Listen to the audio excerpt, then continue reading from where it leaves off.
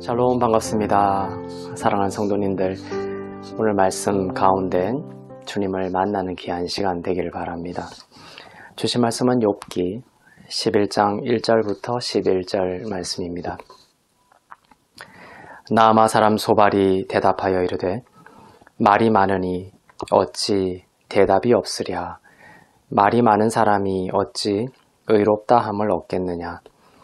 내 자랑하는 말이 어떻게 사람으로 잠잠하게 하겠으며 내가 비웃으면 어찌 너를 부끄럽게 할 사람이 없겠느냐. 내 말에 의하면 내 돈은 정결하고 나는 주께서 보시기에 깨끗하다 하는구나. 하나님은 말씀을 내시며 너를 향하여 입을 여시고 지혜의 오묘함으로 내게 보이시기를 원하노니 이는 그의 지식이 광대하심이라. 하나님께서 너로 하여금 너의 죄를 잊게 하여 주셨음을 알라. 내가 하나님의 오묘함을 어찌 능히 측량하며 전능자를 어찌 능히 완전히 알겠느냐. 하늘보다 높으시니 내가 무엇을 하겠으며 스올보다 깊으시니 내가 어찌 알겠느냐. 그의 크심은 땅보다 길고 바다보다 넓으니라. 하나님이 두루 다니시며 사람을 잡아 가두시고 재판을 여시면 누가 능히 막을 소냐. 하나님은 허망한 사람을 아시나니 악한 일은 상관하지 않으시는 듯하나 다 보시느니라. 아멘.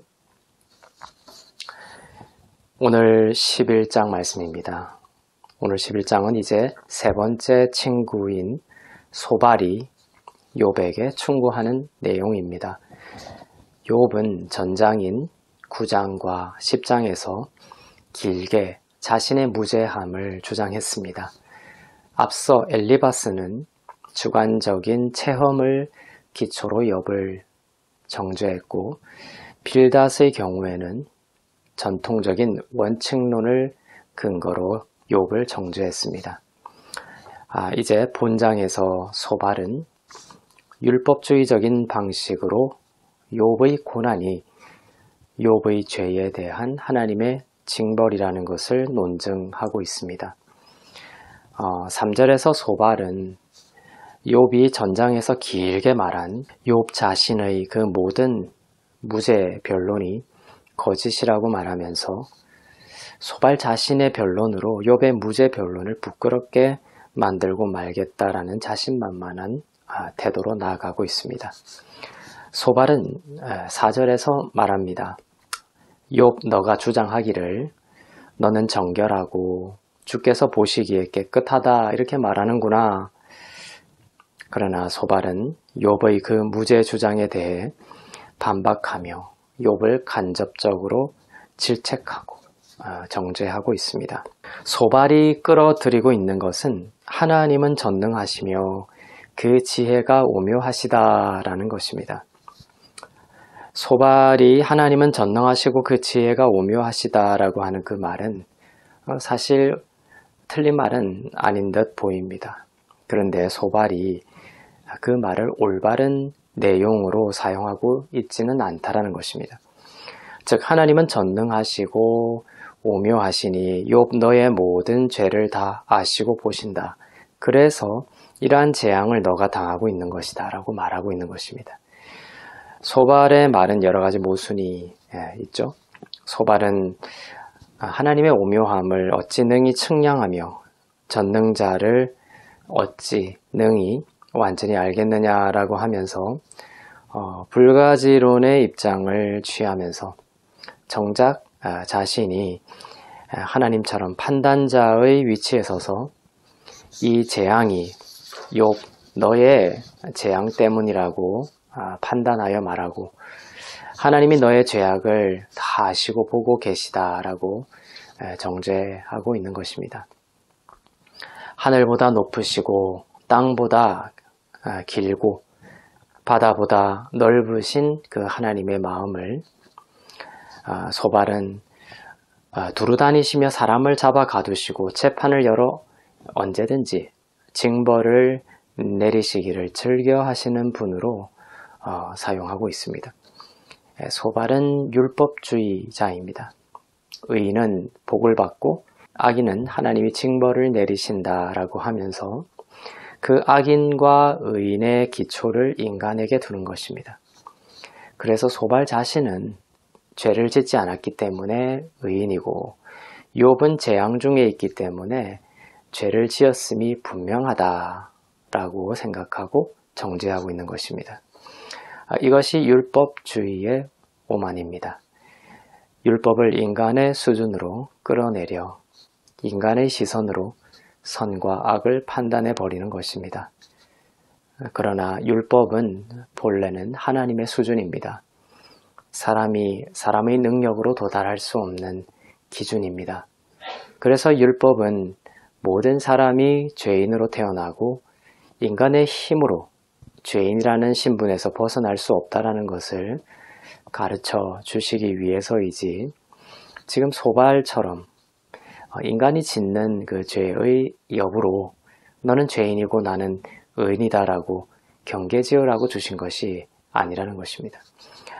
율법을 올바르게 안다면 너도 나도 인간의 능력으로는 벗어날 길 없는 죄인이지만 구원자 되시는 예수 그리스도의 십자가 공로로 인해 이제 의인이 된 이 감당할 수 없는 은혜를 입은 자임을 우리는 알게 될 것입니다. 하늘보다 높고 땅보다 길고 바다보다 깊은 그 하나님의 마음은 우는 사자와 같이 삼킬 자를 찾아서 두루 다니시면서 재판하여 잡아 가두시는 하나님의 마음을 나타내는 것이 본질이 아니라 바로 십자가의 희생으로 우리에게 보여주신 측량할 수 없는 하나님의 사랑과 은혜를 우리들에게 보여주시는 것입니다. 베드로전서 5장 8절입니다. 근신하라 깨어라 너희 대적 마귀가 우는 사자같이 두루 다니며 삼킬 자를 찾나니. 이 본문이 아주 중요하고도 어려운 구절 중에 하나입니다.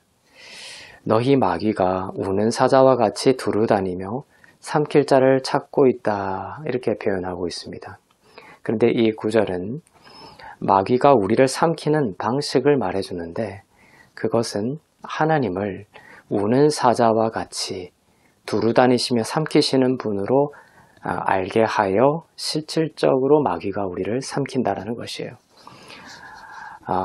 마귀는 우리 믿는 성도들이 그리스도의 은혜를 알고 은혜의 보좌 앞에 담대히 나아가지 못하도록 하기 위해서 어려운 상황들, 또 기대와 다른 환경들, 또 말씀에 대한 율법적인 해석 등을 통해 하나님을 우는 사자로 만들어버립니다.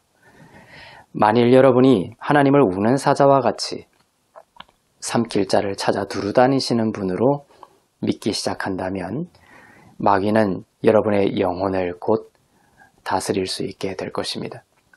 그러나 성도들이 깨닫고 바라보아야 하는 것은 그리스도의 은혜가 얼마나 충만한가입니다.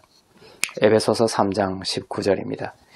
그 너비와 길이와 높이와 깊이가 어떠함을 깨달아 하나님의 모든 충만하신 것으로 너희에게 충만하게 하시기를 구하노라. 주님의 사랑은 먼저 하신 사랑입니다. 우리가 아직 죄인 되었을 때에 우리를 위해 십자가에서 죽으신 사랑입니다. 우리가 우리의 죄를 고백하기도 전에 십자가로 우리의 죄를 사하신 사랑입니다.